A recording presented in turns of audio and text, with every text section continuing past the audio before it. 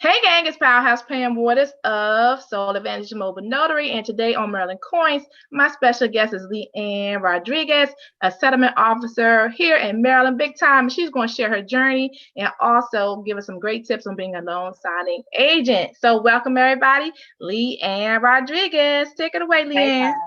How are you guys? We're good. Good, I hope. Yeah, please make sure you do interact because I don't want to bore you to death, okay? Never. Because title isn't as well, to most people, title agents or settlement officers are not as exciting as it really is. So I've been doing this almost 25 years. I started my journey, quote unquote, as a receptionist. So again, I was lucky enough to land a job that I could actually make a career of this. As you all know, in Maryland, it requires that you have a title insurance license. I'm actually licensed in Maryland, DC, and Virginia.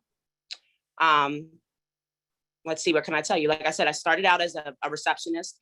I then learned how to do pre-processing, post-closing, eventually became a manager of a title company, and then went into straight marketing. Now, when I say marketing, I mean I market for the title company, and my target market is to find realtor partners and lender partners. But I guess most of you are probably wondering, how do you get assignments? I'm going to assume that's what you want, right? For now, yes. Yes. Okay. So I could talk to you from the perspective of a title company. Do we use or do we outsource our closings? We do. We do. The company that we use right now is Notaries 24/7. That is the only company that we utilize because they're throughout the country. And there are times where we have to send a notary out to another state for a closing that's occurring in the DMV. You guys have to market the same way that I do to get to know other title professionals. And this is going to sound so horrible, but once you get your license, you're more than just a notary. Okay, you are now a title agent. Does everybody understand what the title agent does, though, ultimately, beyond closing the loan? No. Feel free to break it down. You sell insurance. You are an insurance producer. You sell a specialty or surplus, they refer to it as the surplus line of insurance that falls under property and casualty. So ultimately, when I teach a lot for first-time home buyers, and I tell them, yes, I close your loan. We search the records for the property to make sure everything is marketable and transferable, but ultimately I sell insurance. And so when you're doing your studies, really study on what title insurance does for people, because you got to be excited about it. Yeah. Or you should be. You should be. I'm excited. You're not just a notary. You are a title insurance producer. So does that mean you can say if you don't do any notary work, but you are still selling insurance? If you wanted to work for a title company, you're strictly selling insurance, and maybe I'm not even doing any notary, or do they always come hand in hand? So in order to be a closing officer and in order to close loans in Maryland, you have to have both. You have to have your notary and you have to have your insurance license. Right, they but go hand in hand. But do you have to practice them both? You have to be a notary, but could you sell insurance without notarizing anything? Okay, so you're asking me, can you sell insurance? This is how I get paid. I generate leads. I have lender partners and I have real estate partners. When they send me a transaction based on my license, I get a percentage of the title insurance that was just paid through closing. So in order for you to do that, you would have to generate business. Yeah, but in that you didn't actually stamp or notarize anything, right? Oh, I do. I do. Yeah. Okay. Got it. But I could also outsource my closing to a notary who has a license and still be paid because it's my client. Because I'm bringing business to the title company. I'm earning money for them. That's smart. And actually, that would be the only way that you guys would be able to take advantage of your title insurance license, is that you would have to associate with a title company that's willing to do a split with you. But you have to be willing to work on building a book of business. Unfortunately, you know, just holding your notary commission is not going to make you a great deal of money. We're going to be realistic about it, right? So realistically speaking, when you get an assignment to do a loan closing, on average, you're making between $100 and $250. Yes? Yes. My average closing, if I was just to do commission, I can make up to $2,000. Okay, that's on that one closing you're saying. And all those things, of course, depend upon my agreement with the title company. I'm actually an employee. It would depend upon my agreement with the title company, how I'm getting paid off of fees, and what my percentage of the title insurance would be. I have title companies that I've worked for in the past that I just did a straight split with. I brought them business and we did a straight 50-50 split. Like if you're a realtor, you know, you're a realtor and you get a 3% commission. A lot of times you share that commission with the brokerage, right? Same kind of concept, but you have to generate the business. So as a notary signing agent, the most you're ever going to get is maybe $200 or $300. Right. So your focus should be, let me network, let me market, let me meet title professionals, let me meet real estate people that can introduce me to title professionals. Like right now, you guys saw the soar in the real estate game. I mean, we have not had a break. We our company tripled our numbers in 2020, and we literally only have 6 people. Wow. We went from closing about 60 to 70 loans a month to close to 300. And I'm sure you said it, but tell me again, what is your exact title? I'm a settlement officer. Settlement officer. Not to be confused with a loan officer? Correct. Not to be confused with a loan officer. So at a title company, your title would be different. You could be a title processor, which means that you're the person who's reviewing the title work when it comes back from the abstractor who's run the search at courthouse. You could be a pre-processor, who is somebody who is collecting all the information for the specific transaction. You can be a post-closer, who is funding the closing, cutting the checks, sending the documents out for recording. Or you could be a settlement officer, who is the person that is responsible to actually close the loan. If you really want to know what my title is on my signature line, I'm the Chief Opinionated Officer.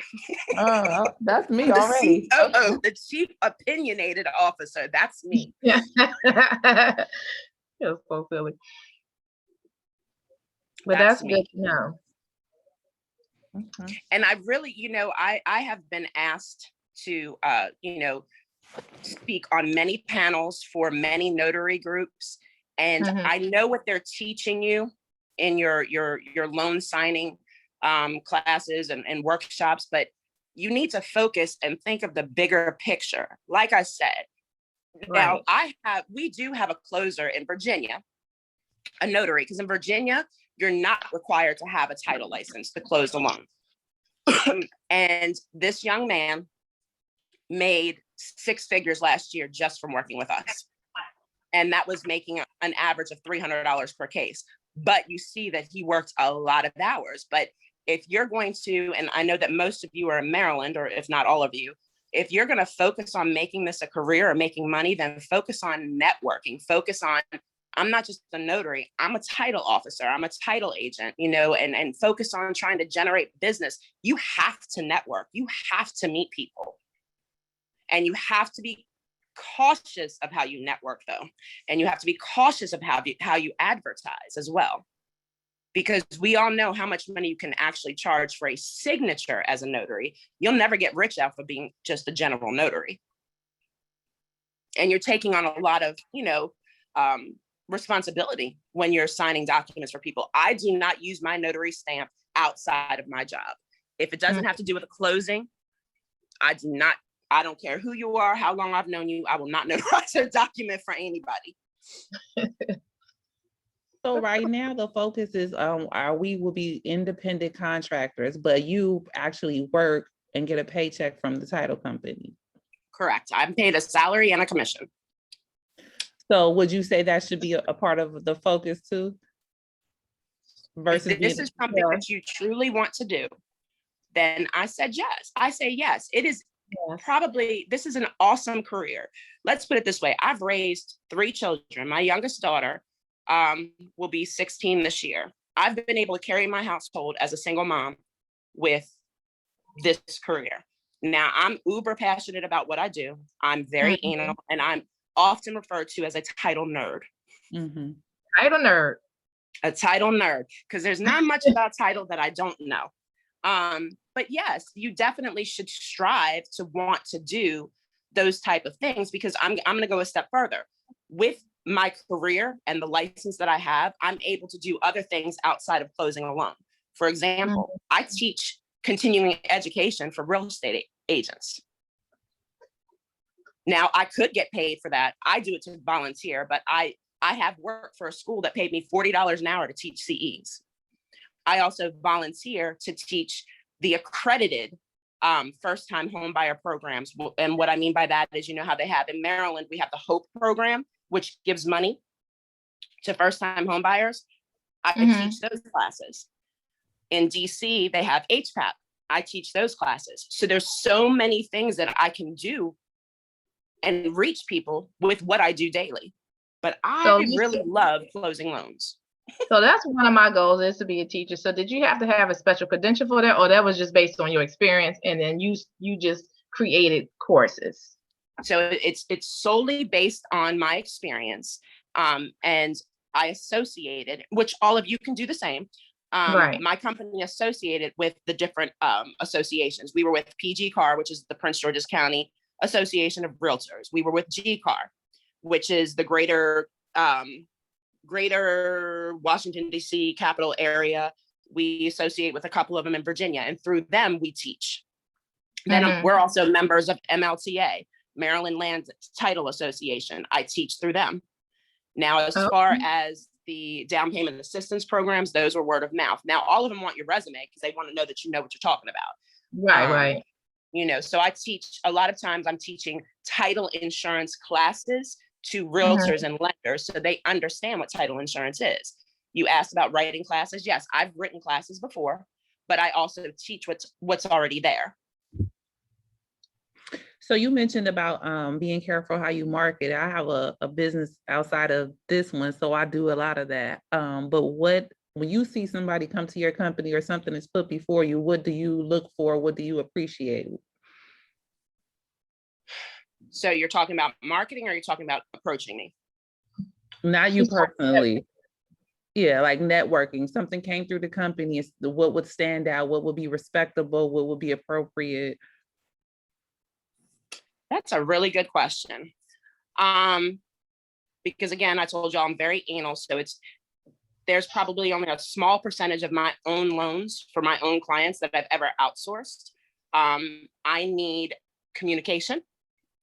So it's very important that if you are doing a loan signing for a title company, that you communicate with them. The worst ones to have are when I have sent you an email with all of the closing documents. I've listed everything that's attached. I've listed every requirement that I need, because a lot of times documents need to be faxed from the table for funding authorization, and you've ignored everything I said. I bet you I won't use you again. Exactly. So now, as far as marketing, you know, yourself, this is what I'm saying. I see so many people marketing themselves as, I'm a loan signing agent. You all are in good hands in this group, because your group leader understands that you need more than your notary to be a signing agent in Maryland. But some of these other groups that are going on are encouraging notaries to close loans without a license, which will put you in jail, just so you know. But beyond that, when you market yourself as, I'm a title agent. I'm a title insurance producer who is licensed to close loans in the state of Maryland. That's how you should be marketing yourself. Don't just get stuck on, I have my notary commission, because anybody can get a notary commission as long as you ain't been in jail. Anybody can get your exactly. You know what I mean? Right. Say what it is. My boss and I laugh all the time because, no disrespect to anybody, but when somebody says to me, are you the notary? Based on my experience and the time I've put in and the hours that I've worked, no, sir, I'm not the notary. I am the settlement officer. And that is what I am. You about bit my head off today when we were talking and I called you a settlement processor. I'm telling y'all, she about bit my head off because she's a settlement officer. So y'all better get right. And so that's what I said. Because you have earned that respect and that title. Yes. And so you have the right to correct somebody when they get it wrong. There's nothing wrong with that. To want the respect that you have earned. So I appreciate you. And people laugh. I'll even tell you all, Google me. Yeah. Not to be cocky, not to be anything. LeeAnne Rodriguez. Google me. Yes. Rodriguez. So, LeeAnne Rodriguez. When I was 9 months pregnant with my now almost 16-year-old, working until 2 days before she was born, until 10 o'clock at night, only took 5 weeks because I'm a title nerd. Because I could not wait to get back to work. Right. Could not wait to get back to work. But I'll give you all some other suggestions too about closing loans, because I know that we had talked about, maybe doing a mock settlement. Mm-hmm. When the opportunity presents itself, you guys, after you've done your class for title insurance and you want to start closing loans, I want you to read a closing package from start to finish, because you need to be so knowledgeable about every document that buyer is about to sign that you have no questions. You want to know, and don't just read the top of the document and say, hey, this is your initial escrow account disclosure. What does that mean? Don't just read the top of the document and say, this is your deed of trust. What does that mean? You're in control. That's your table. That's your closing. So Lisa, can I ask you, so what's the gray line where we're crossing over to giving legal advice? I mean, you're not. I know. Okay. Yeah, you're not. So when you're in closing, it is your responsibility to be certain that the buyer understands the terms of the loan. If the buyer says to you, do you think this is a good rate? Don't answer the question, because you're not licensed as a loan officer. If the client says to you, let's use the note. We'll use the note. Mm-hmm. And they ask you, well, what happens if I don't make my payment? Don't answer that question. That would be legal advice. If the client asks you, how should I hold title on my deed? Don't answer the question, because that's giving legal advice. But your job at the closing table is to make sure that the client understands the terms of the loan, that you have all of the documents executed properly, that you notarize where need be, that you sign a settlement officer where you should, and you collect all the funds and you return it to the title company. That's the extent of your liability. However, you want to be like confident in what you're telling these folks, right? Exactly. You better know your stuff. Know your stuff. Know your craft. Know your craft. I have, when I first started closing loans, I literally took home a package and read it through. I read 200 pages because I didn't want somebody to question me and I didn't know how to answer it. That's good to know. Yeah. And learning the difference between the type of loans and what's required. Because we have several different types of loans. And I think that's going to be on y'all's test. I feel bad for everybody taking the test now. My test was 50 questions. I feel sorry for y'all right now. We have 100 plus. We have 100 plus 10 that aren't counted, that doesn't have a point to it. So, yeah. You guys have a big old test now. I had 50 questions, but I also had an advantage because I was working for an insurance company prior to. Mm-hmm. And my mom is an insurance underwriter. So my test included a lot more about insurance, where it's my understanding your test now includes a lot about law. And a lot about lending. Yes. LeeAnne, I would say, go ahead, Nakia. I have a question. Are you able to speak also more on to the states that doesn't require a TIPIC, meaning so like Virginia? And then I also have a friend on here that's from Georgia that doesn't require it. So basically what we need to do is take the certification on NNA, and then we're able to go out and do these loans. So are you able to speak more of the states that doesn't require it? So I can tell you that Georgia is an attorney state. You cannot close a loan in Georgia unless you're an attorney. There are several states that are attorney states. Georgia is one of them, the Carolinas, New York, New Jersey, Delaware. You can't close a loan. You can hold a title license, which basically means you can process for a title company, but you cannot close a loan. Now, what they might do in those attorney states is the attorney sits and explains the documents and the notary witnesses, but she cannot close a loan. You asked what else could you do with your TIPIC license? Well, nothing other than work for, I mean, you could work for a title company. Title companies would be more than happy to hire somebody as a processor who has their title insurance license, because technically speaking, you should not speak about title insurance. You should not touch an escrow account, meaning you should not cut checks. You should not sign checks. You should not sign binders. You should not sign closing instructions unless you have your license. So you could use your TIPIC license if you're the type of person who doesn't really maybe like to be in front of people. You could process for a title company. You could post close for a title company, because those positions are supposed to have licenses as well. Because we talk about insurance, we sign checks, we do policies, we do title commitments. That's a really good question. Now, what about the state of Virginia? Say that again.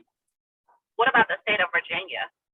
So Virginia only requires that you have your notary license. However, with that said, that means you cannot explain the documents. You can close the loan, you can collect the money, but you cannot answer any questions, because when you're closing a loan in Virginia with only your notary, you are completely in the capacity of a notary. And what does a notary do? They witness. But you can get, but guess what? After you all get your title license in Maryland, it costs you a whole $20 to get you one in Virginia. Exactly. And DC, I think I paid, DC is a little bit more expensive. It's almost $200 and they require CE. Virginia, my Virginia license stays current as long as I do all my CEs in Maryland. And it renews with Maryland. My DC, I have to do 3 separate credits every year, and it renews every 2 years. But it's not required for me, for Virginia, right? You are not required to have a license to close a loan in Virginia. You only need your notary, but hear me when I say you cannot answer any questions. And Lisa, we were told, Yeah. we were told that if you wanted to collect money in Virginia, you did have to have a TIPIC. That's what we were told at one of the other shows. So just confirm that. You can still, like, we would employ you if you have your Virginia notary and I need a Virginia property closed and you have your notary, I'll send you out to close, but don't you say nothing to my clients about that loan. You just gonna sit there and say, sign here, sign here, sign here. But what is $20, y'all? Get that license. There's no reason not to get that license, right? Right. For the anticipation of revving yourself up to maybe one day you want to work for a title company and you walk in with all 3 licenses. We're looking at you like you a steak bone. Bam, bam, bam. I have one more question. So I am in training right now with Navy Federal for a mortgage loan officer. So would I still need to go about getting that, I guess, license for a VA? Because I'm dual right now, but I did not do my certificate for Maryland, but I hold notary for Maryland and VA. You can't close a loan in Maryland with your notary. You could close a loan in Virginia with your notary. Right. Okay. And LeeAnne, But again, I think big. As soon as DC decided that because DC used to not require you to have a title insurance license either. Back in 2006, they decided they wanted to get on the bandwagon and charge us a lot of money to get our license. There's no reason why you shouldn't have it. Why not be licensed in multiple states? The more knowledge you have, the more licenses you have, the more attractive you are for closings, right? $20 for your Virginia license? What is that? We blow $20 on a bottle of Tito's. But For half of us. don't you have to have some type of relationship with Virginia, either work or live? No? Okay. For your notary, you need to have 2 Virginia residents sign off on your notary application.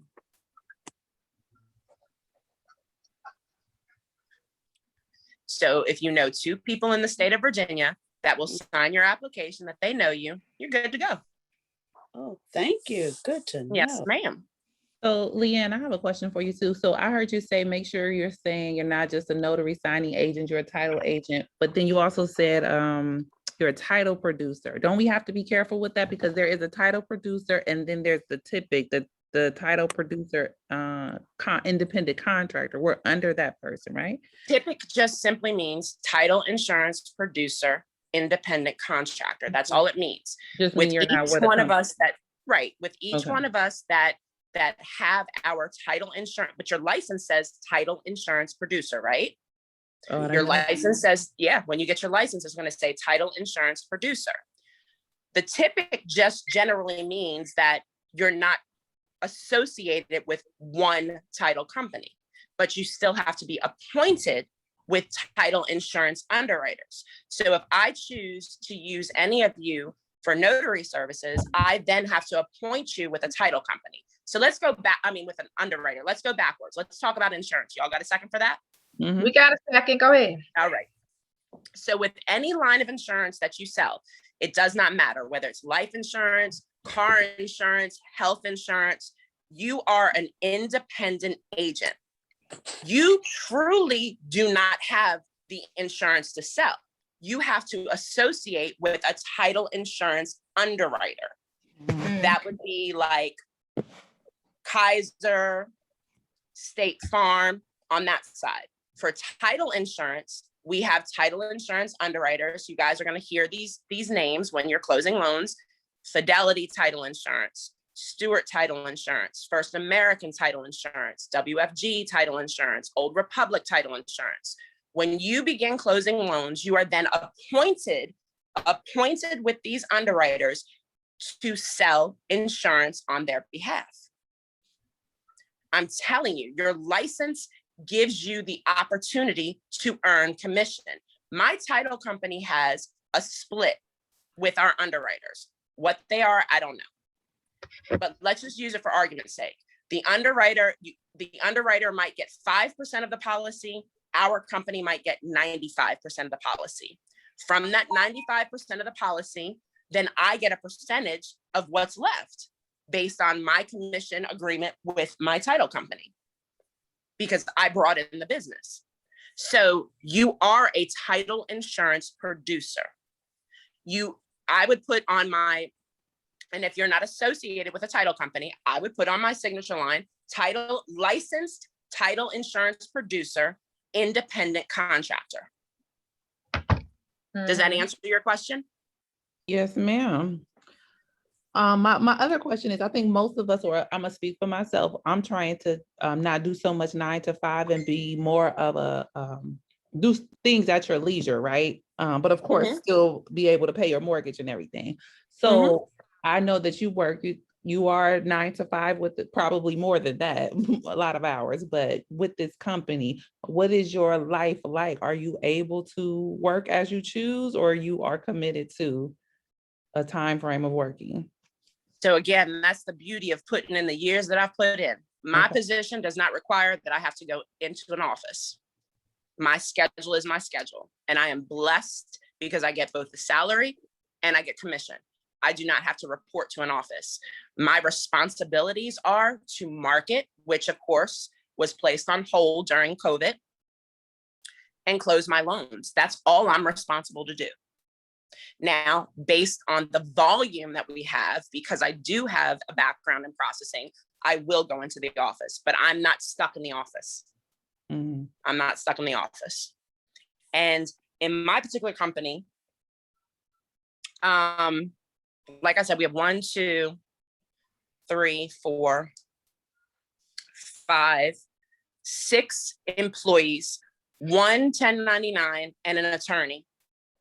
And I'm counting my boss too, because she also closes and markets and processes. But I'm not required to come into the office at all. So like I said, there's ways that you can set that up. And the first way is you got to network, folks. After you guys get your license, you want to associate with the title associations like MLTA or ALTA, Alta. Alta is freaking phenomenal. Do you hear me? Alta gives you so much information, and their conventions are off the hook. The last convention we went to was New Orleans, y'all. What? I want to go. Yes. Alta. They're going to New Orleans this year too.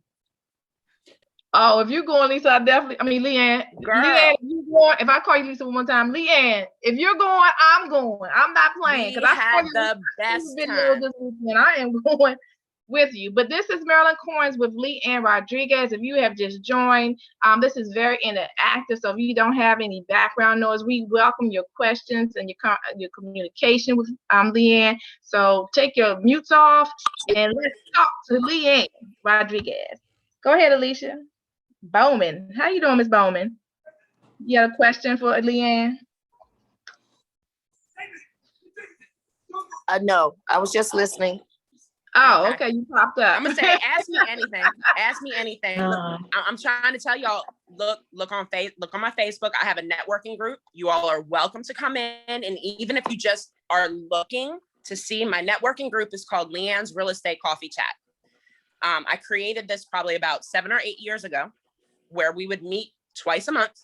I have lenders, I have realtors, I have other title agents that come in, and I bring in presentations. We've had the state of Maryland come in, talk about down payment assistance programs. We've had DC come in and talk about their down payment assistance programs. I have some of the biggest and best realtors out in the DMV come in and talk about. My girlfriend Shay is a heavy REO lister. Do you guys know what REOs are? Tell us. So REO means real estate owned. That's when a property has been foreclosed on. Okay. So she's responsible to be the listing agent to get rid of these properties. She comes in, she talks about it, how our other agents can get their contracts accepted. We have great information. The best lenders, I'm telling you, so much information. If nothing else, you guys, the forefront of your head, if this is what you want to do, you have to network. You have to network. You have to know people, get to know people. I'm telling you, your pockets will be thankful. I have never, that makes me excited. 25 years, in these 25 years, except for the first year I worked, I've never made less than 6 figures. Wow. But I'm excited to hear that, because I'm a networking queen. I love to meet new people. I don't mind cold calls. I will meet you on the street and just start talking to you like we've known each other forever, like we're doing now.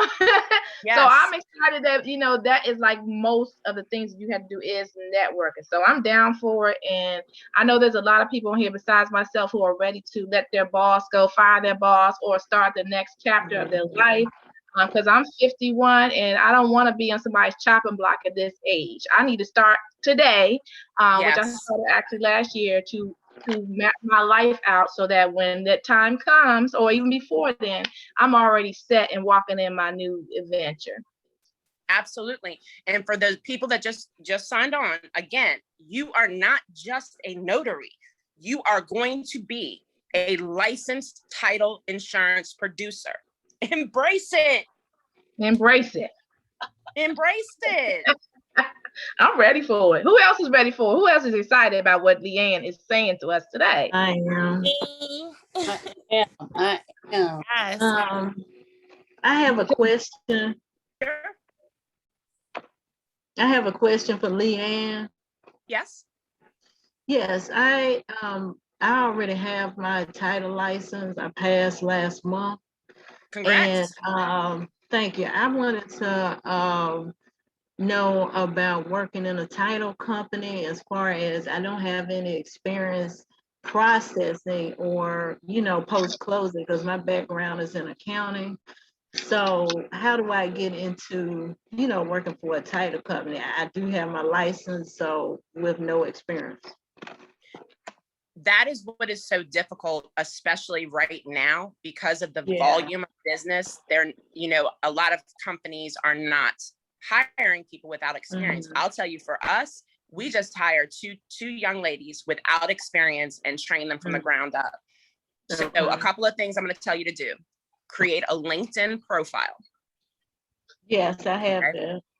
And make sure you put on there licensed title insurance producer, because what we refer to as the headhunters, which are the recruiters, they're always inboxing somebody about an opportunity. A lot of times the title companies are just looking for somebody to come in at an entry level, and the fact that you have your license is a plus for them. So use LinkedIn for sure. Create yourself a Facebook professional page. Okay. And network.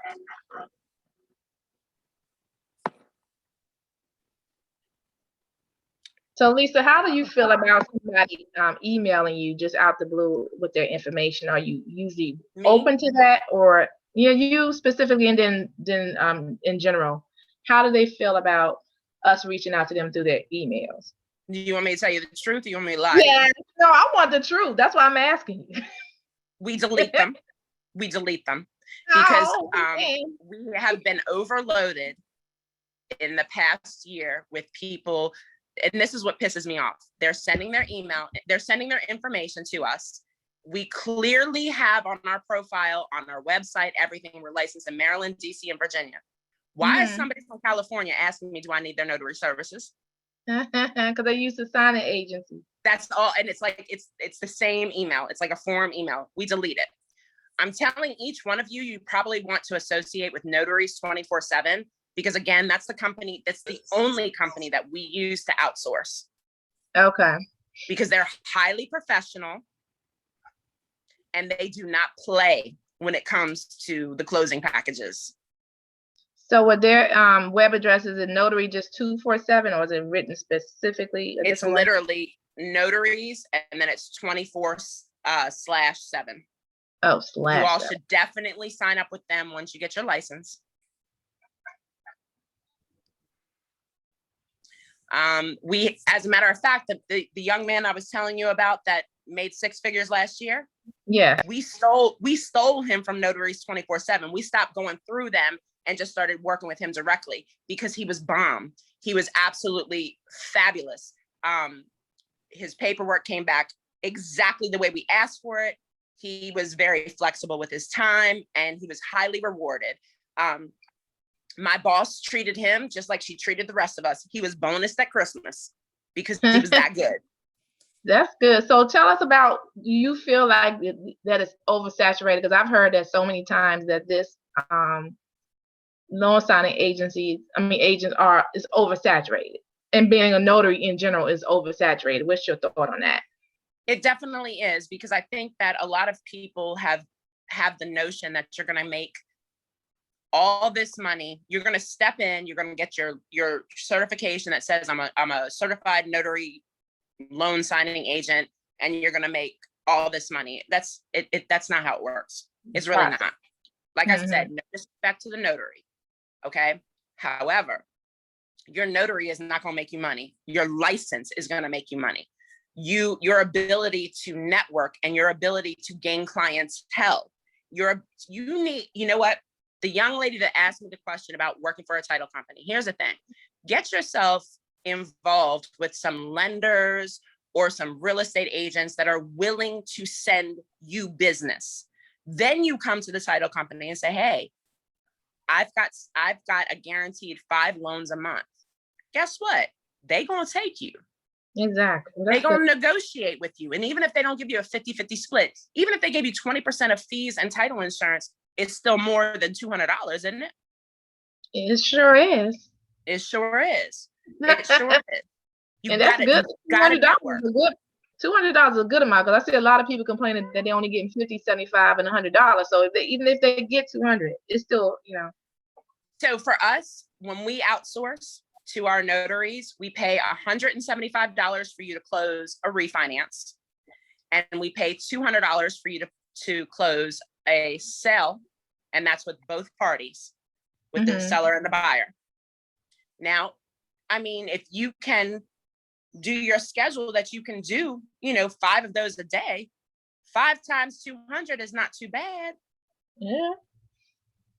And just get my packages back on time and we're going to be friends. Well, $200 a day is great for most people. But like you said, but there's a bigger picture. So don't get stuck on just that 200 because there's more to make. There's so much money to be made. And I think that my problem with the loan signing certification is they're not providing you with all of the information. Okay. First of all, if you stick with the National Notary Association and you're in their database, you said you're getting paid 50 to 75. What you're doing is loan mods. Those are no brainers. That is somebody who can't pay their mortgage. You're signing 2 deeds of trust. You're signing a correction agreement. You're signing 3 documents and you have no clue what you're signing. You don't even know what these people are going through. You don't know what you're doing. Your focus should be, if this is what I want to do, if I want to make some real money, network, get you some clients, find you a title company, send an email to a title company and say, hey, I'm a title insurance producer. I have X amount of clients that are willing to send me business. Do you have any openings for any contractors? You think they're going to tell you no? Don't send me an email that says, I'm open to do closings in Maryland. Okay. I do my own. Because I swear I delete all the emails. It's petty as shit. It's petty as shit.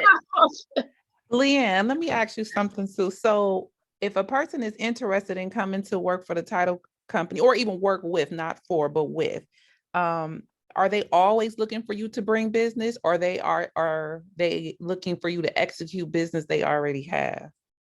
Both. And I'll have to be honest. I have a friend who I've met on Facebook, and I'm in her notary group, and I've actually groomed a couple of people from her group to try to mentor them to become agents like myself to gain business.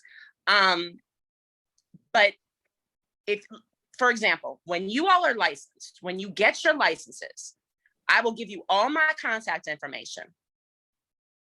All I need to know is, where will you cover? What are the times that you'll cover? And will you accept the payments that I give you? If you answer those 3 questions, I will use you. But I have a lot of people say to me, LeeAnne, can you throw me some business? I throw you business and I ask you once, you tell me no. I ask you twice, you tell me no. The 3rd time, you're cut. Because you don't want to make any money. Exactly. And you don't have time to be wasting. I don't have time to be wasting. Like I said, I only reach out to people when I'm so stuck. I have decided the most closing I can do, I'm getting older. The most closings I can do in a day, and especially with wearing a mask, I can maybe do 5. Because at the end of the day, I'm tired of hearing my own voice. Okay. So I need help. Like the month of this month coming up, I'm gonna need a lot of help. Right now, I'm the only Maryland closer for my company. That's a lot. Yeah, that is a lot. So we have hold on, LeeAnne. We have a lot of people that's asking you questions in the chat. You can take yourself off of mute, and you're welcome to ask the questions. This is a very interactive group. So I saw you, Mia, you had a question. So come on in and talk to LeeAnne. Yeah, she doesn't ask the question. Do you do closings on the weekends and in the evenings? So like if you have part-time. This is a good question and a great learning experience for you. Purchases. Okay. I do 90% of my business is purchases. Purchases can only happen on business days, Monday through Friday. Okay. I personally cut off a time for closings, but yes, we do purchases at night because sometimes people have things that happen. Weekend closings, technically speaking, you can close a loan that is a refinance on a Saturday. But in my entire career of almost 25 years, I've only done one. But what we look for is people that are flexible, people that can do closings after 5 o'clock, people that might be able to do closings before 11 o'clock. Because y'all, I'm lazy. If I go into the office, I get in at 11. So if I said that I can do closings early morning and say after 5, would that help you? Because that's what I'm looking for. I'm currently doing a full-time job, but I want to do closings in the evenings and the weekends. Yes, then to me, you're a jewel, because I am lazy and I want to be home at 5 o'clock. Yeah. Well, I'll take your late shift. Yes. So how do I get my contact information to you, or how does that work? Would you be interested? I will give out my contact information. And like I said, I have this whole little email that I send to everybody that wants to close loans for us. And I'm very specific and I'm very anal. So my question to you is, the person I'm speaking to now, have you ever closed the loan? No. I'm just starting out. I got my TIPIC. I got my license a month ago. Okay, my next question is, I do most of my business in Prince George's County, although I live in Waldorf. My office, my physical office is in Fort Washington. Would you be willing to come and let me watch? Would you be willing to come into my office, watch me close a loan, because I'm anal, and then willing to come into my office and let me watch you close a loan? Yes, I can do that. I live in PG County as well. I'm in Laurel. Like I said, if you're flexible in the evenings, that would be great, and I can do that. You know what? I would absolutely, positively, if need be. Hold on, y'all. Hold on, because my mama is trying to text me. Hold on. Let me let my mama know I'm okay. Pam. I would absolutely, positively, if you could get the group of people together, and I'm not vaccinated and I'm still scared of COVID, and everybody wear a mask, we can all meet at my office one evening, and I will do a mock settlement for you all. Okay, great. So if you're not part of Maryland Coins, I suggest you join, and it's just Maryland C.O.I.N. with a $sign at the end, because most of the stuff that we're going to do is inside of that Facebook group. So sign up today, because LeeAnne is not playing. If she says she's going to do something, she's going to do it. So do it right now while she's talking to her mama. Go to Facebook right now. Sign up for Maryland Coins, C.O.I.N. $sign. Okay. And because I don't want to confuse you all during your study period,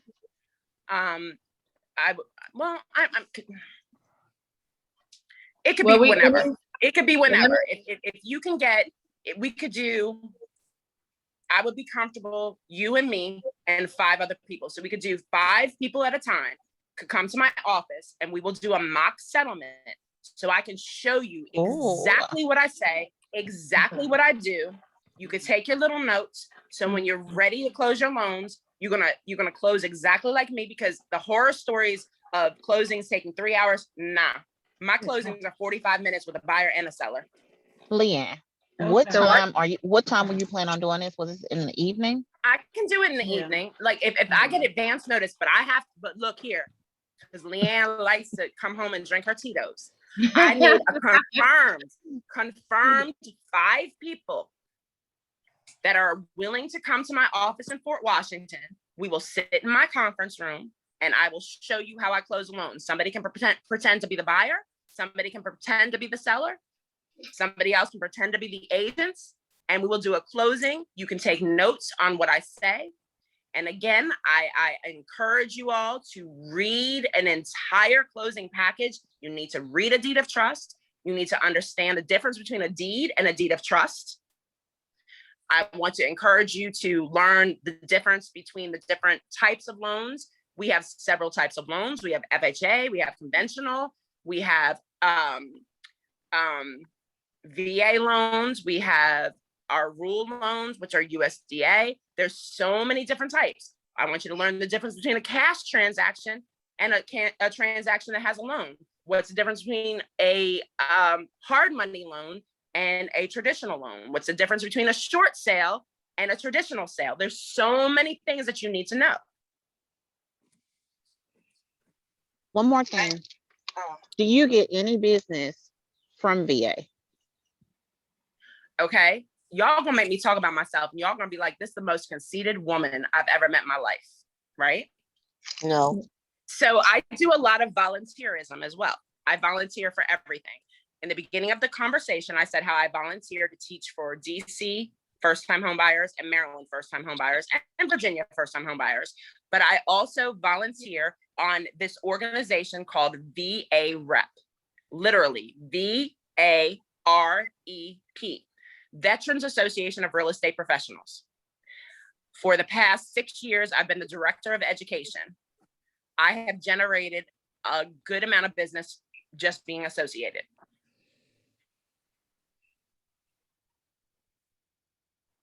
When I tell you all I network, Google me. I did. I see you, girl. Google me. You will see my face everywhere. And I'm interested in if that group that's getting pulled together to do the mock signing. I just wanted to throw that out there. Sure. And then I can put it together. You know, like I said, Okay. five people at a time, because I have 2, 4, 5. I have 7 chairs in my conference room, I think. So LeeAnne, we're going to set up a time. It's going to be a sign-up sheet in the Maryland Coins group. So you do have to be part of the Maryland Coins Facebook group. So if you're not, I'm just saying, go sign up now while we're talking. Maryland Coins. Yes, I'm self-promoting because that's what we're supposed to do, right, LeeAnne? Yes, ma'am. Yes, ma'am. And so if you're a part of the group, we're going to have a sign-up sheet. She's going to give me the dates and times that are available, and you're going to sign up through the group. Yep. And I'm also not opposed to people shadowing me. Okay. Like I said, there was another group that I'm in. I love my girl, McCole. Do you guys know McCole? She's more in Baltimore. I heard, yeah. Okay, so McCole has a Baltimore group that she put me in, and I've done, she does, every year she does a convention. I've been on her panel speaking the same way I'm speaking to you guys today. I did take a couple people from her group to mentor them. And actually one person was hired, but when he didn't show up to my settlement, he was fired. Oh, that's terrible. Oh, that's terrible. Yeah, that was terrible. I'm anal. So who ended up doing it for you? You had to get somebody else, or you had to go down there and do it yourself?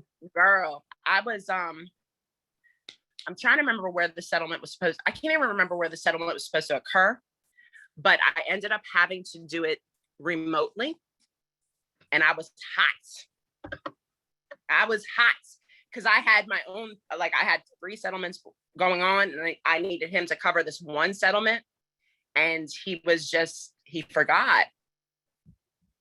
Wow. Get y'all a good calendar system, okay? Get y'all a good calendar system. What you recommend, Calendly? Is it Calendly? Girl, I literally, look, I use my Google Calendar. My Google Calendar tells me when you already have it. My Google Calendar tells me when to meditate, tells me when to take my medication, tells me when I have to take my, I drink this drink called Calm. It tells me when to drink Calm. I just use my Google Calendar, but I live by my calendar. Everything I need is on my calendar. You gotta be precise. You have to be organized. So let's recap. MLTA, everybody, after you get your license, sign up with MLTA, associate with them, Maryland Land Title Association. You can get your education there, your CEs. Also associate with ALTA, American Land Title Association. They have the best conferences in the best places. I forgot to tell you, Pam, then we went to Florida one year, to Orlando. Girl, the underwriter bought out a club. What? And it was just us. I would have been there just for that. No. Yes. Associate. When you see networking events that have anything to do with real estate, I don't even care if it has to do with people talking about investment clubs. Go. You need to network. You need to know people. Y'all hold on for me one quick second, okay? Hold on. All right. Once again, if you are not in the Maryland Coins group, I'm just asking you to join us for some great things like what we do every Sunday is we have a great guest that has a lot of knowledge to share their journey and their expertise here every Sunday at 4:00. On the Facebook group, we share all types of stuff. So if you're not part of the group, I'm asking you to join the group. It's Maryland Coins. Somebody called my name. What was up? Can you put her email address in the chat? Yep, I'll give it to you. Tell me when you're ready. Ready. It's LeeAnne, and it's very sensitive. So it's LeeAnne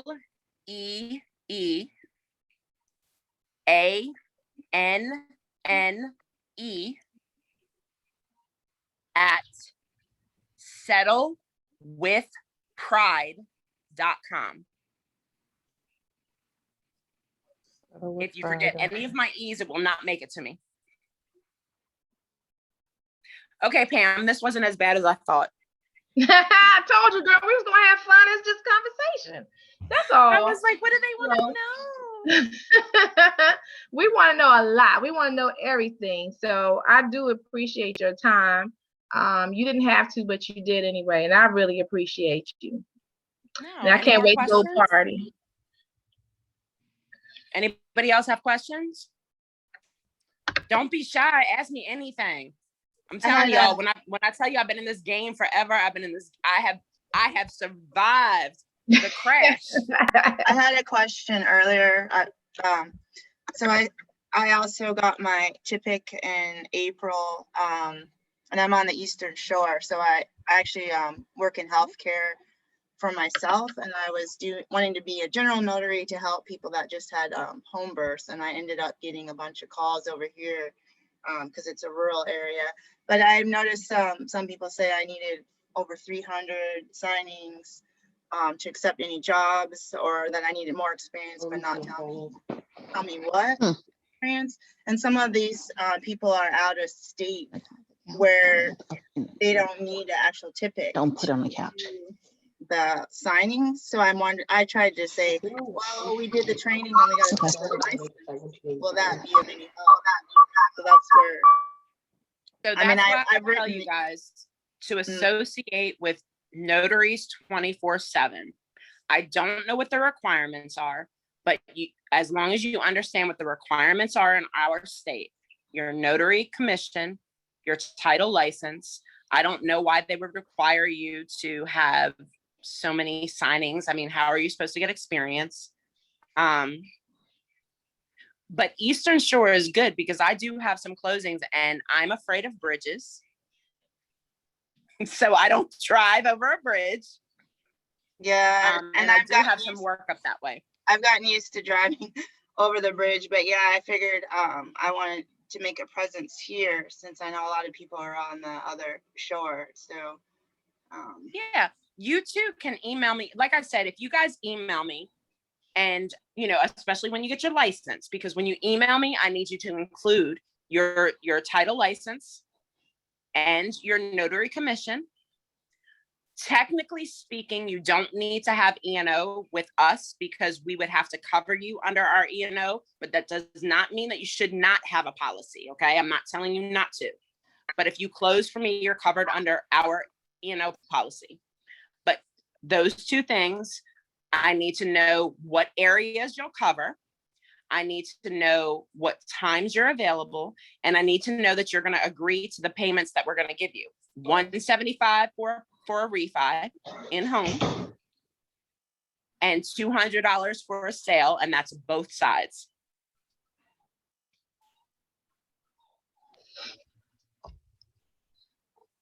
And FYI too, I have a lot of friends that own title companies. So, you know, if you do great for us, I'll pass you on. We a small community. Title is actually a small community. Mm-hmm. All right, it's time. Hold on, Keisha. Go Girl, ahead. just know you got me talking now. I could be talking all night. I appreciate it though. I mean, some people need that. I'm just trying to keep it very real for my situation. So I know you got a lot of OG years in that. So before anybody quits their job or anything, Yes. I just want to make sure this can happen after time or just depending on how much you put in the work, meaning studying and knowing the concepts of what's happening. See, here's the reality of the situation is what I do, like I had explained to Pam before. I said, what I do is different. So what I say may not come out the same way. But ultimately speaking, my personal opinion, just because I know so many people on title, if you're a hustler, a good marketer, you can make a lot of money part-time. Part-time. You could freaking get yourself a good 5 clients that would solidly send you 5 deals a month, never have to close those loans yourself, and still receive a commission. You would just have to pay me to close the loan. And again, $175, $200. If you know, you would never have to sit at the table. Pick me. Yes, ma'am. Pick me. It's true. If No, you I can hustle and you can make your relationships with partners. If you can just get yourself some business, you don't even have to close your loan and still get paid. Yes. That's how I won my Mary Kay cards. I was a see what I'm talking about. Like I'll close your loan for you. I'll close your loan and I'll give you a discount. I'll close your loan and give you a discount. But you could just say, hey, LeeAnne, I want to work with your company. I still work full time, but I have clients, because I'm going to say we need a minimum of 5 a month to offer you a commission. Okay. If you know you got a solid 5 deals a month, you ain't got to close them. I'll close them for you. And you can still get paid. That's what I'm talking about, LeeAnne. That's me right and there. LeeAnne, you always accept for Virginia. Look at me. I'm still pushing for Virginia because I haven't done my TIPIC test yet for Maryland. So of course come back to Maryland, the kids. Come on back to Maryland. Okay? I'm still vocaling for VA because that's something that I can do now. Hear me now. Hello, Miss Lee. The reason that I tell you got to get your Maryland first, because if you get your Maryland, then DC and Virginia are reciprocal, meaning as long as you're in good standing in Maryland, they will allow you to take and obtain a license with them without having to go through doing a class there. So get your Maryland first. Once you've got your Maryland solidified. For Virginia, write this down. For Virginia, you just simply go to the Virginia Bureau of Insurance and apply for your license. That's all you have to do. You don't even need a notary unless you're going to physically close the loans in Virginia. Because remember, when you're closing, when you're doing any notarization, you notarize in the state in which you're sitting. Right. Okay. So after you guys get your TIPIC license, please apply for your Virginia license. $20 freaking dollars, y'all. I can do that. $20, and you never have to take CE for Virginia. If the mood moves you, get your DC license. You do have to do 3 credits every 2 years for DC, and the license is just over $100, I think, but it's for 2 years. It's only 75. Is it 75? Okay. like I told you, I've been licensed for a long time. I don't know.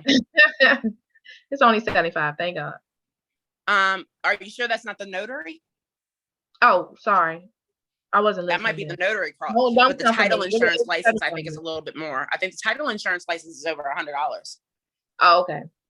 Half listening. Okay, sorry, LeeAnne. Stop, girl. Put that.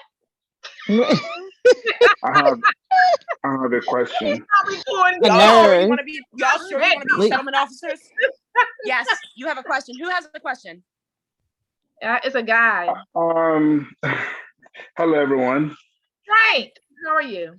Miss Lee, thank you for doing this. My name is Olumide Francis, and I've been doing loan signing for over a year now. Congrats. And I have a commission for Maryland and Pennsylvania. Oh. And I do maybe like 15 closings a week. Beautiful. And I'm trying to get your contact so that I can reach out to you.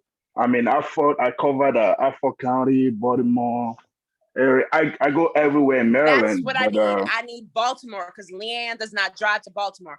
Do you have your title insurance license? I have everything you need. Yes, please. Okay, I'm going to give you my, here's my email. Tell me when you're ready. All right, I'm here. All right, so it's LeeAnne, which is LeeAnne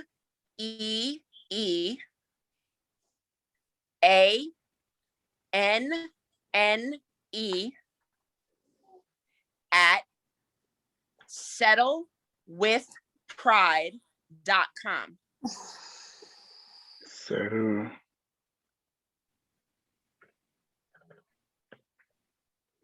Settle with pride is one word? Yes, sir. SETTLEPRIDE.com. Then I've got another way for y'all to make some money. All right, I think Pam, I got it. Pam, are you ready for this one? Thank you very much. All right. So I'm ready. How many of you have become E Notaries? I'm a Ron, but not an E Notary. I think that's different. Same right? thing. Same thing. Same thing. The You're same on thing. Ron. I am. Make sure Ron. you sign up with Ron. I Yes, am Ron. sign up. I'm a Ron. Good. Well, come on, let us know. What is it? What's the juicy part? So the Ron is an easy way to make money, and I'm gonna tell you why. Again, y'all love my job, but I'm lazy. So sometimes I might have a situation where a seller is not in our state. Maybe I need a Ron closing, and I don't feel like getting up to do it. Technically speaking, on the seller side, you're not selling insurance. All you need is your notary. No. Hold on. Somebody just messaged me. I think I know who it is now. That girl is crazy. Woo, yes. And guys, what I offered before, when I offered to do the mock settlement, if you're not part of Pam's group, I won't do it for you. So everybody needs to engage in her group. Is everyone a part of her group? Yes. I just requested to join. Damian Ransom is part of the group, and we'll see you when he gets his TIPIC. All right. Because if you're not part of her group, I will not include you. So LeeAnne, question. Yes. Is there like a huge major difference between what you do as far as settlement versus a loan signing agent? No. The only difference is that the only difference between you and me is that I have a processing background, meaning that I actually understand title, that I actually process loans, that I actually understand how to read a title, that I actually understand how to underwrite a title. That's the only difference between you and me. But that's why I'm encouraging you to read an entire closing package. So the first time that you get your first assignment, keep that package and read it start to finish. So I probably have an in on that. So I think what I'm gonna do is slick download some from Navy Federal. There you Because go. right now what I am is I'm a mortgage support assistant. So I'm scrubbing loans. I am inputting these contracts in. I'm doing townhome things, like I'm doing a lot. So right now I'm in training for mortgage loan officer. So I'm just really trying to get out of it, to be honest, but I want to learn as much as my possible. advice to you is to learn how to read a contract, learn how to recognize what's wrong with the contract. Okay. Learn how to understand what's missing from a contract. Learn how to, do you ever get to see the title work? Yes. Learn how to read a title insurance binder. Because no disrespect to my lending family, but they don't read the binders. Because my binder is going to tell you what I require before closing and what I'm going to accept to insure. Learn how to read a policy.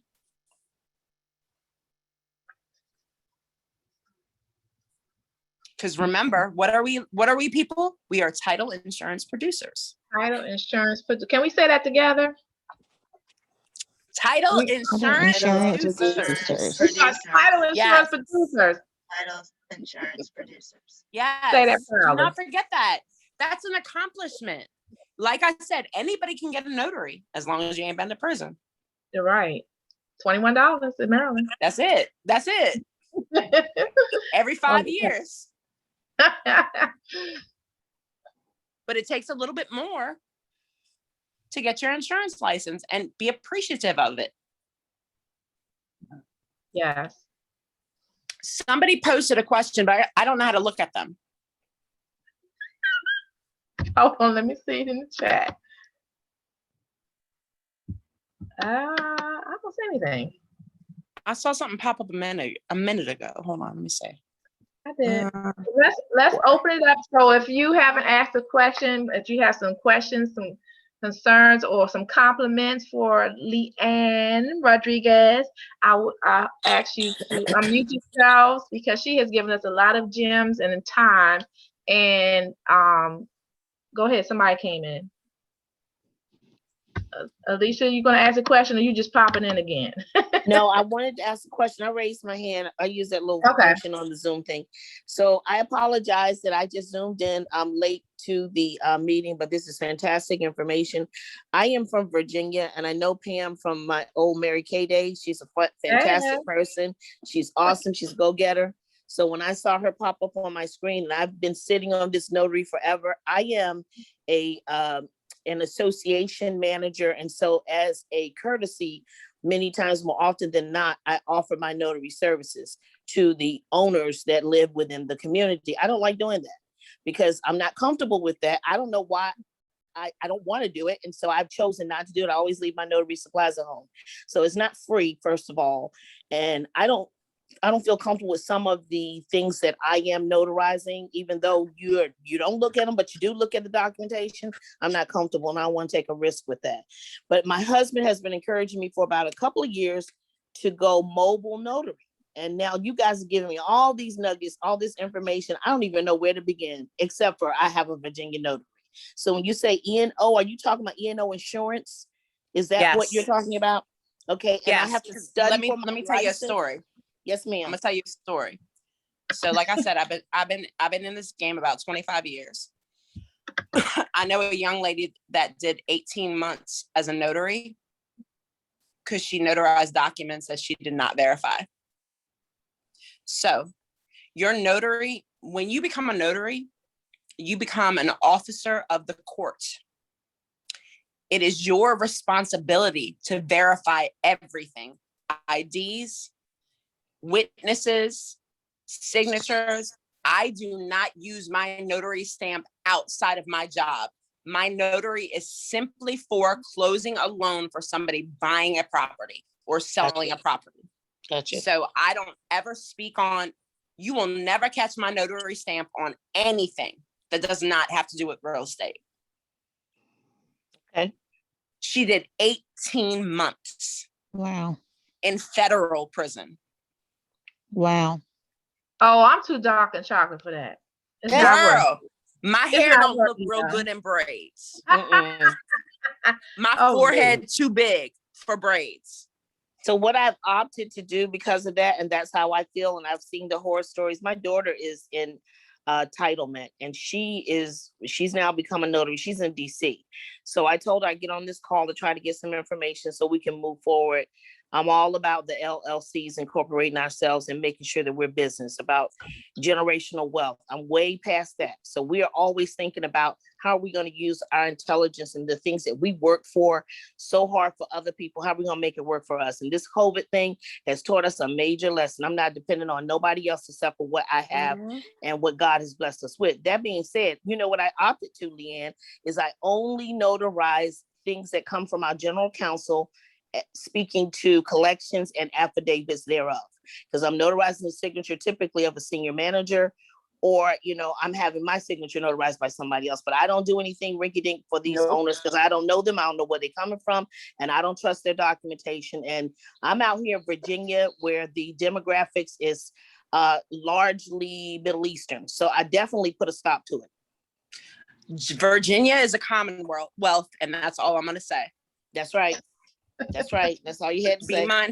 Be mindful. And if you are notarizing in Virginia, I don't keep a notary book simply because I don't notarize outside of my job. So therefore, I have record of everything I do because your trust, your deed, whatever will be notarized, and I can pull my report. Right. Be mindful of what you do. Be mindful of what you do. I am. But so are you a Virginia resident? I am. Okay. So like I was telling everyone earlier, in Virginia, they do not require that you have a title license to close loans. However, I would encourage you to get your title license in Virginia. Get money. Why not? Okay. I wrote that note down. I'm writing fast. Yes, get money. Get money. Because guess what? We had a fabulous 2020, despite our pandemic. Real estate, of course, every time there's an issue, the only way to stimulate the economy is to lower the rates, which in turn means that we have a boom, blah, blah, blah, blah, blah. This ain't gonna last forever. Get your education in now. Get your experience in now. So when the market does, go back to normal, right, you're still needed. Okay. All right. Thank you very much. Thank you very much. Of course. There was something else I wanted to tell you all. So we talked about, so everybody has become an E Notary, right? Yeah. Yes. That's easy. That was easy as pie. There's work on there. I mean, it may not be thousands of dollars or even hundreds of dollars, but it gives you experience, right? Where do I get information about E Notary? So my company, we use Pavaso, Pavaso. You can apply with them to become an E Notary. Okay. There are plenty of other E Notary platforms, but at this point in time, I don't know. LeeAnne. You have to go back. You have to go back to the state where you got your notary and apply there to become a RON. And you have to choose. You don't necessarily. Well, let me think. So last year, that's what I did. We applied for our E Notary, and then we had to send to the Secretary of State our intention to become E Notaries for them to approve it. Right. So it's a 2-step process. Right. So yeah, that's what I did. I went back to the state where you got your notary. You apply there. You have to choose a vendor, and it's real quick and it's free, so you don't have to pay again. It's a free application. Yeah, it's absolutely free. And then I want to say maybe in February they made us redo it again. I think it was February. I don't use the E Notary too much because the lenders don't accept it for closings. Even though the governor said it was approved, but anyway, it's still, you know, there's no reason not to become an E Notary, period. It's free. It's free. It looks, guess what? It looks good on your signature line. I'm an E Notary. As a matter of fact, I'm gonna have to add that to my signature line now. LeeAnne, question. What is you all fee? Because I know these notaries online, there are fees per company. So what is Pavasso's fee? Pavasso's fee, I don't know. So, because remember, I'm going to look at it from a perspective of a title company. So we are charged, I think, $10 for each signing. Okay. So if we utilize them, we have to pay them $10.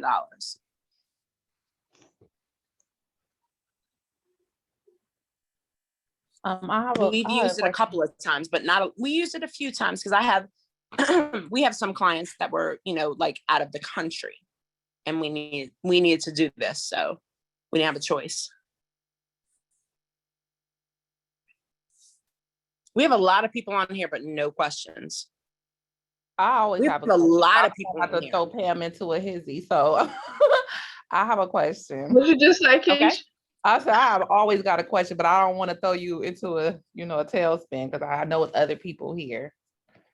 But I heard you mention you don't use your stamp outside of your job, because I can understand that because of where you work. But for most of us on here who are just becoming notary signing agents, that is the primary goal, right? We are out looking to stamp people's documents. That's what we will be starting off doing. But what are you closing? What documents are you signing? Well, most of us are not signing anything right now, but that's why I'm trying to get some clarity on who would that be for, meaning not stamping outside of your job. Because for most of us, you just to get your experience, you got to get out there and start. At least that's what the impression I'm under, that you got to get your experience, and you will be doing whatever assignment that comes your way, and they won't all be loan mods. All right, so I'll give you examples. Power of attorneys, I will never, ever notarize. Because I'm too anal and analytical. Power of attorneys are the worst thing to have in real estate. So I'll give you pointers. How about that? If somebody comes to you with work, hey, I need you to sign a power of attorney. I need you to scrutinize that power of attorney for two reasons. One, if you're signing it in Maryland, there is only one Maryland power of attorney that is approved throughout the state. It has to say on top of it, statutory Maryland power of attorney.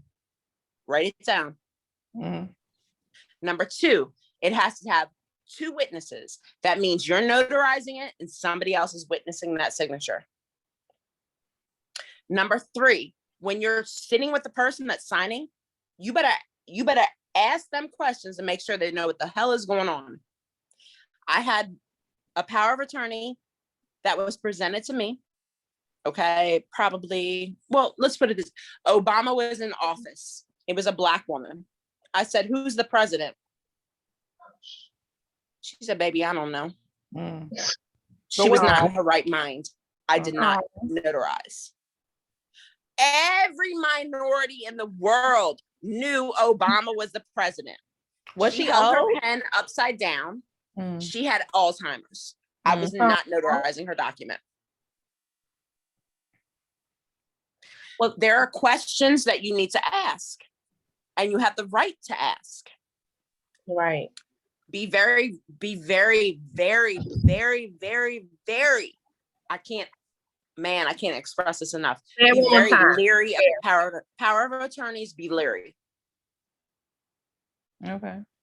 Yeah, I just wanted to be clear, because what you're saying makes total sense and it's good information. But for those who are loan signers who are making decent money and have had good success, they'll tell you, yeah, you take everything. Get out there, you take everything. until you, at least at the very least, until you find what's easiest, what's smoothest for you, and then you find your lane. But I hear you saying something a little bit different. Okay. It's only because I'm anal, honey, and because I've seen people go to prison. But if you know, I mean, most documents that are notarized are usually affidavits, power of attorneys, wills. Just verify identification. That's your responsibility. Verify that the person who's signing is of sound mind. It is your responsibility to ask questions. I asked 3. What is today's date? They tell me. Who is the president of the United States? They tell me. Why are you here today? They tell me.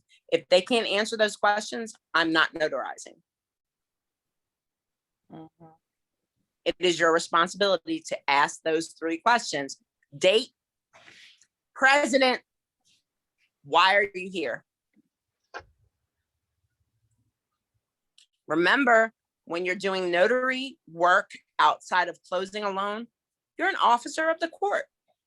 Mm-hmm.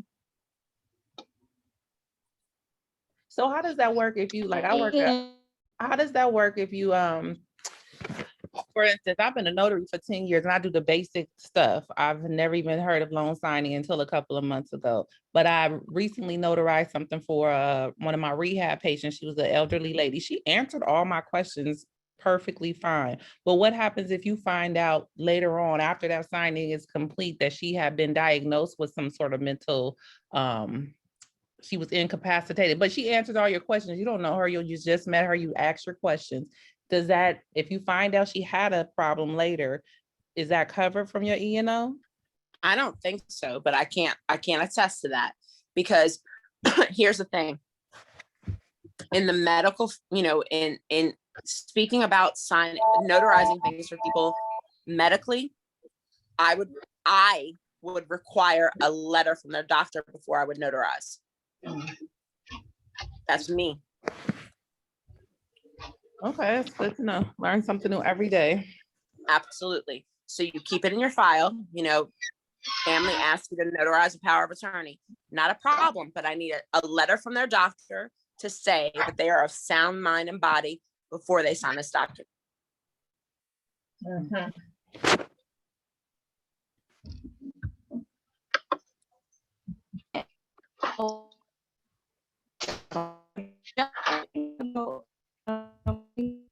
And you had to some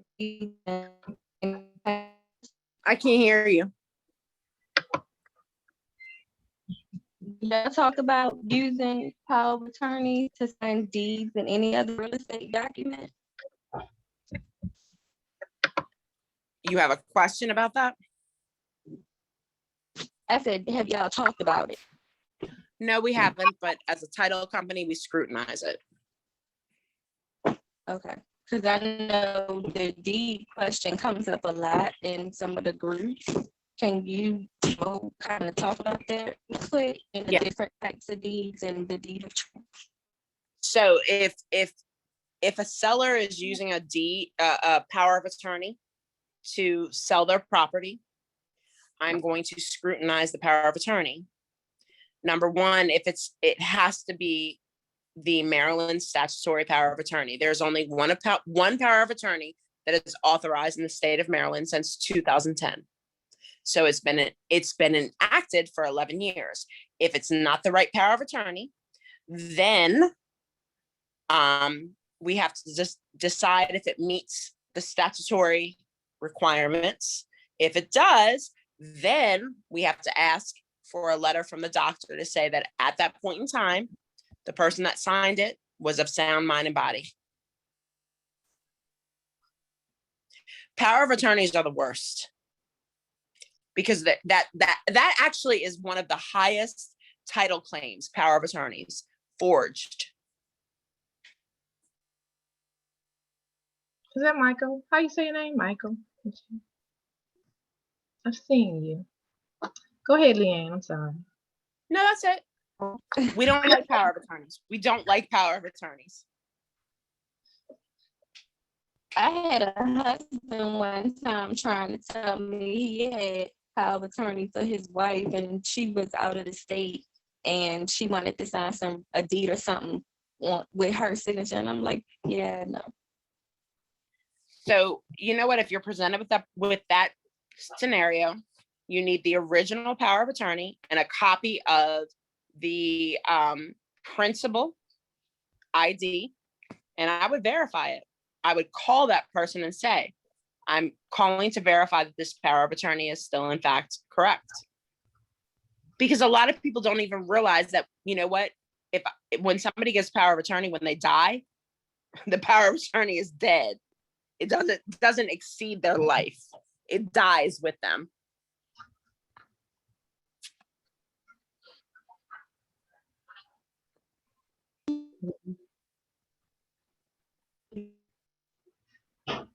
Miss Bob, if you're talking, I know I don't hear you. Maybe it's just me.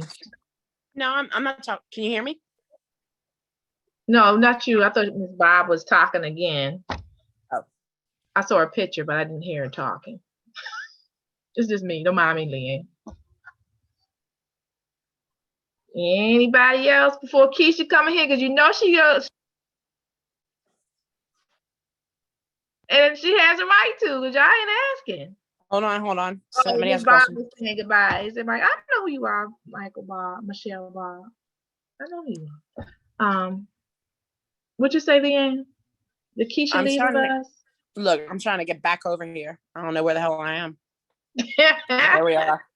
No, I feel like LeeAnne is speaking to my spirit, so I'm gonna take my issue to not even an issue, just questions, and I appreciate her, and I'm gonna email her. Thank you. No, I was saying go ahead. I was actually I thought I was being funny, but I was just saying. No. I get what you're saying. Questions. If y'all ain't gonna answer Keisha, go ahead. She asked good Ask questions. me. Look, y'all, get me when you get me.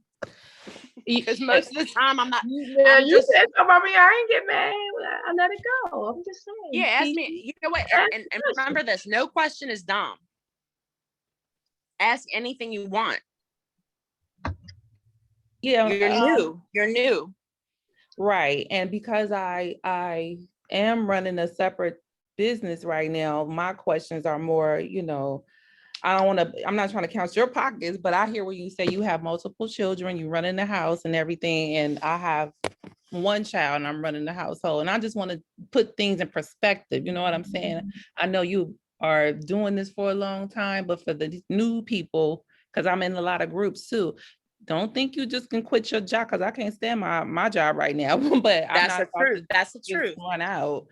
That's the truth. You don't think that is this a job that you can live off of? Absolutely it is. But just like anything else, it takes dedication and it takes time and it takes work. There's a lot of things that you have to do. And ultimately, a title insurance producer is going to make their money off of their commission, not their notary stamp. They're going to make their money off of their commission based on the book of business that they have. And that's why I try to tell you guys, you have to look at it like it's an insurance license. Insurance agents make their money off of what? Commission that they make based on what they sell. So if you're selling a title insurance policy, you're going to make money. If you're closing a loan and you're closing a loan from me, from my business, you're going to make $200. That's it. Network. Build your business. Right, because some of these other groups will tell you, I know I'm of a certain age and I'm not trying to be out here running in people's houses back and forth all day and all night and stuff like that. But I know you have to pay your dues in any business. But at the same time, in the business I'm in, I work off a commission too. So I know about networking and connecting and emailing and following up and get your name and your face and everything out there. I'm just trying to, I'm glad you came today because it put a total different perspective on what everybody else was saying. I really hate those other groups. And when people put me in those groups, they don't like what I have to say. Because just having your notary stamp ain't gonna make you no money.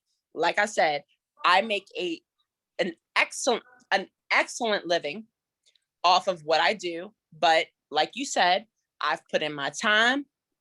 I've worked, I work 12, 14 hours a day. My kids were, eating food that I cooked early in the morning that they got to warm up. But it's a rewarding career. And there's so many other things that you can do with what we do. But you have to put yourself out there, because every settlement officer, every title agent does the exact same thing. How do you make yourself different? How do I make myself different? I volunteer. I volunteer with VA rep. I volunteer to teach classes for first-time homebuyers. I volunteer to teach CE classes for real estate agents. I constantly make sure that I personally keep up on every change in the industry, period.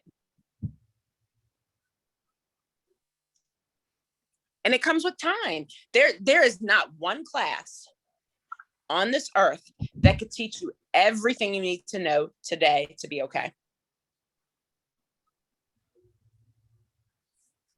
You got to experience it. And you say you actually take people and pull them up on your mentorship? I will. I absolutely will. I've done it for a couple people. I told you the last person pissed me off because he didn't show up for my closing. But hey. But I absolutely will. I don't mind.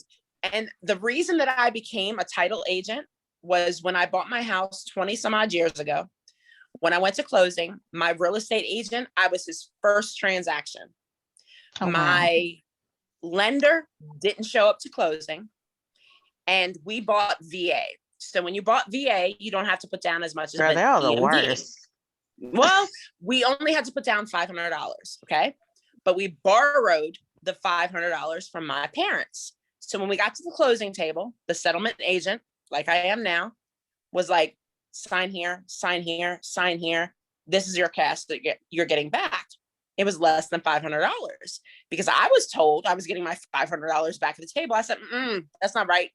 She looked at me. I said, where's my $500? She couldn't answer my question. I said, are you calling my mom?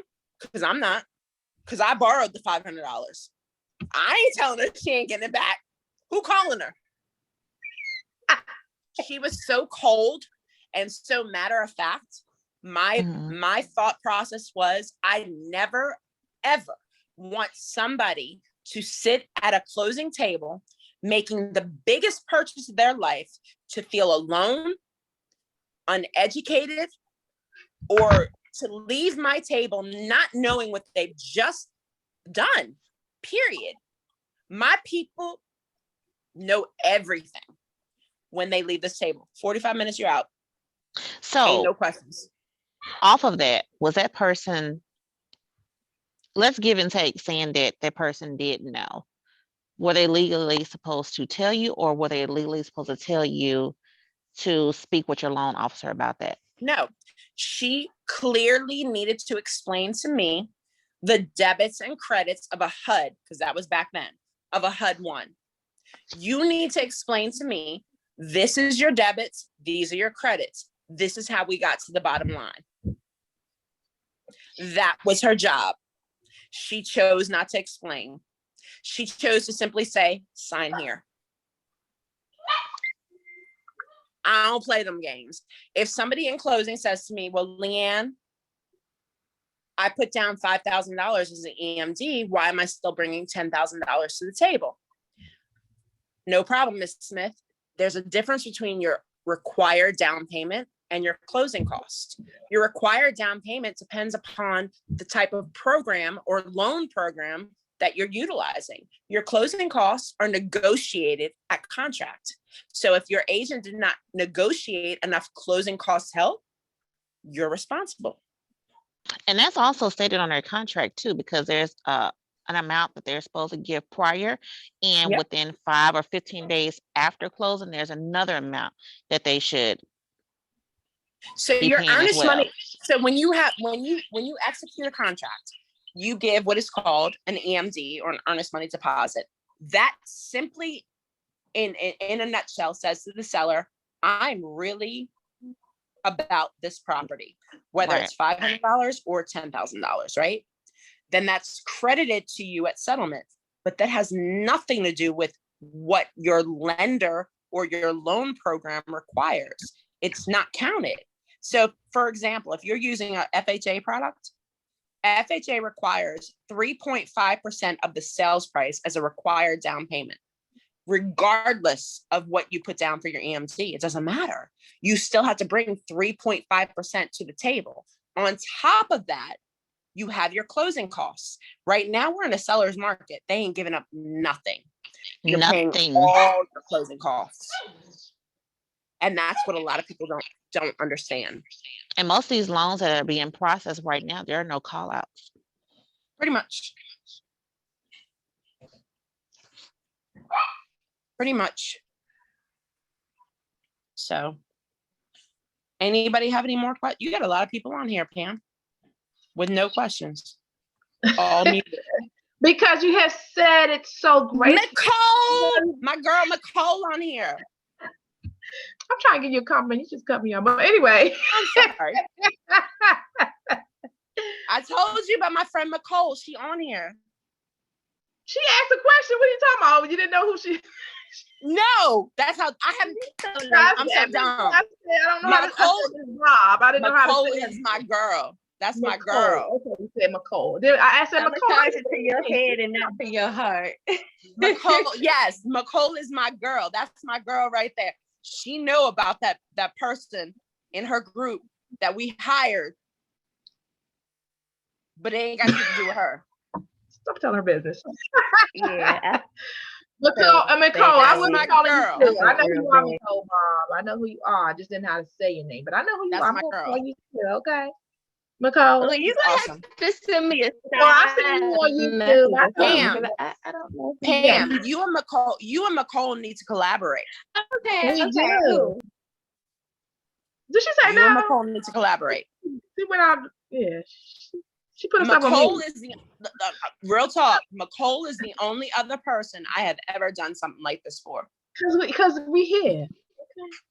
But Nicole, am I lying?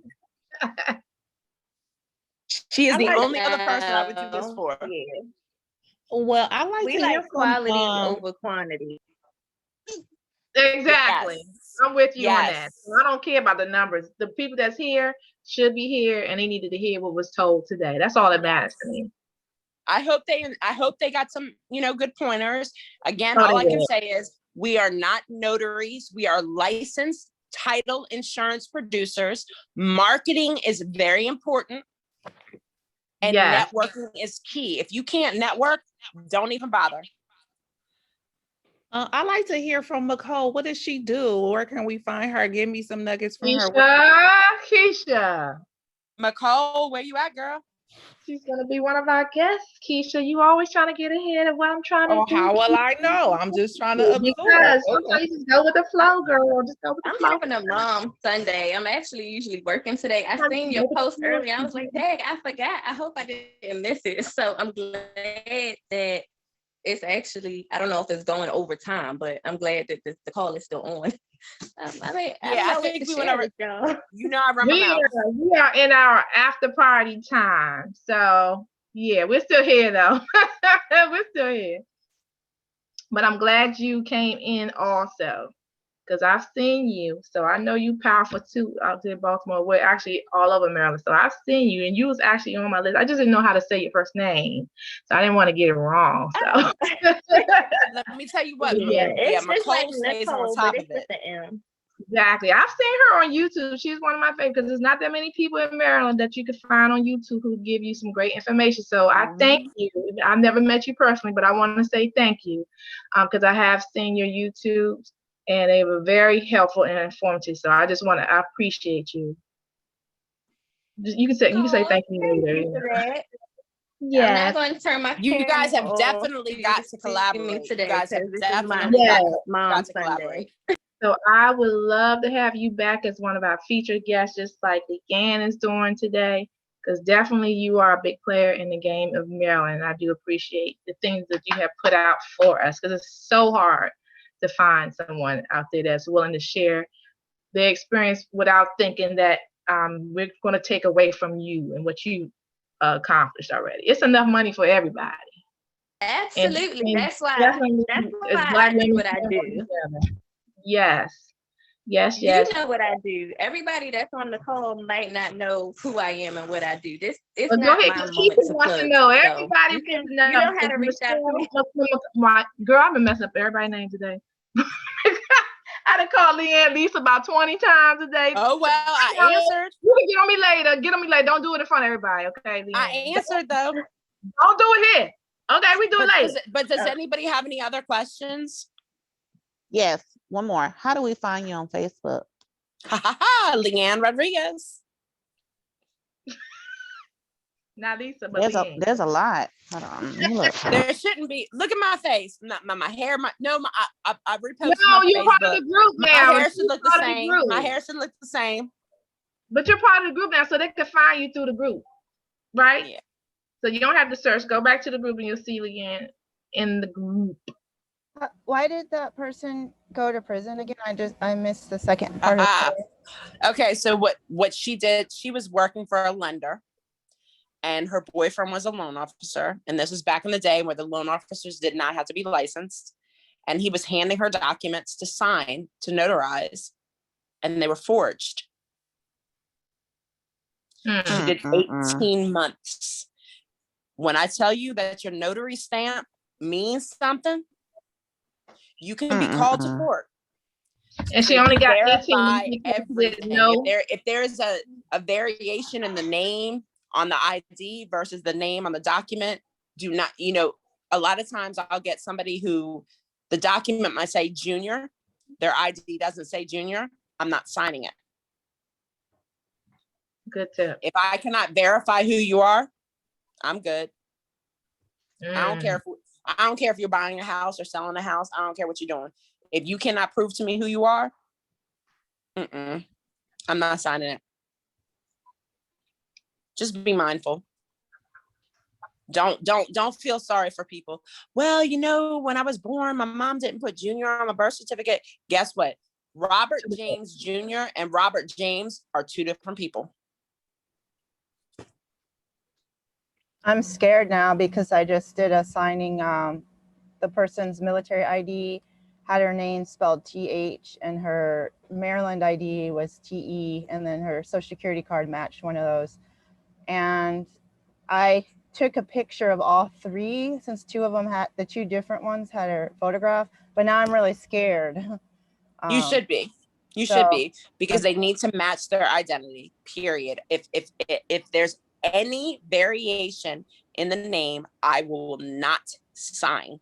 Okay, so if I show up at the place, this ever happens again, I sit down and say, no, I need it to be exactly like the paperwork. Yep. And yep. Okay, so I made a mistake. And only government issued IDs. Do not take.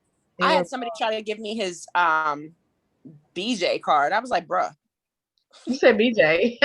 BJ, like, no.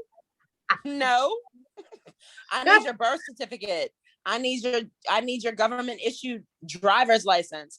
I need, your passport. I need to know how we got from here to there. If I cannot match it up, I do not sign it. That's just me. I have a question. When you tell them no, what's your thought as far as you being safe? People get aggressive now. Their mental health and their mindset is like different now. Like you tell them no, you can't sign that. What do you do? How do you get out of that situation? So on Friday, I had a VA closing, and the client, the purchaser, wanted his name to be, for example, Thomas James Jr. His driver's license said Thomas James. I said, show me where it says Junior. He couldn't produce it. Then we don't sign. That same closing that I did it partly because it had the AKA page that had both names.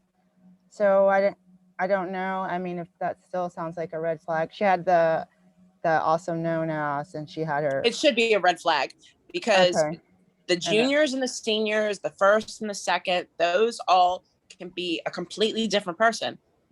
Let me scare you. So yeah. What if I'm, I'm John Smith the first, My son's name is John Smith, but I didn't put that on. I didn't put John Smith Jr. or John Smith II on his birth certificate.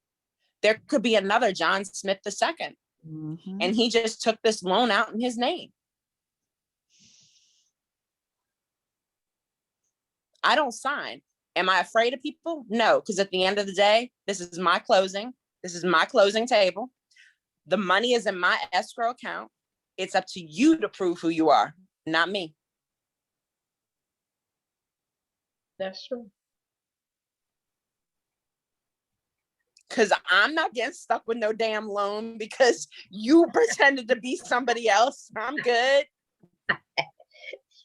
I'm so good. Work that out with your lender. You just gotta, you must always make them prove who they are. That is your responsibility. And I just want to add to that. That's why they have the signature affidavit in the packet as well. But even still, if it says, if his driver's license does not say junior and his documents say junior, I'm not signing, because you cannot prove to me that you're a junior, right? How do you prove to me that you're a junior if nothing you've provided to me says junior? How do I know you're a junior? I will not sign them. I promise I will not sign them at all. Mean whatever it is. I'll call the lender and tell them, you got to figure it out. I mean, that's you doing your job thoroughly. I'm doing my job. Nothing wrong with that. You know, if we're responsible for identity, and in most of the closing packages, you have your oh my God, U.S. Patriot Act. You all know what the U.S. Patriot Act does, right? We're to verify the identity. If it's left up to us to verify the identity, and we don't verify the identity, who do you think that's on if something goes wrong? If that person, I've gotten got before, guys. I had one of my very first closings, the person came in with a fake ID and I didn't recognize the fake ID. It was a man who brought his girlfriend in pretending to be his wife. It cost my attorney $150,000. That won't happen again. Wow. Yeah. So yeah, I'm a little particular. I would be too. Oh, I'll be on. That's major. Without a doubt. So let me see what else I got in here. All right, I'm just saying that good. Okay, that's fair. All right, I'm gonna shut this off. Oh, you there? Okay, so if there's no more questions, anybody wants to say thank you to LeeAnne? Anything else? And then we're gonna shut it down. If y'all want to stay on, y'all can, but I'm gonna end the recording. Right, anything else? I don't think so. They're so quiet. No. There you are. Well, thank you so much for joining Maryland Coin today with my special guest, LeeAnne Rodriguez. Join the Facebook group is Maryland Coins, C.O.I.N. $. All right, have a good evening. See y'all next Sunday. Thank y'all. Thank you, LeeAnne. Bye now. No, stop.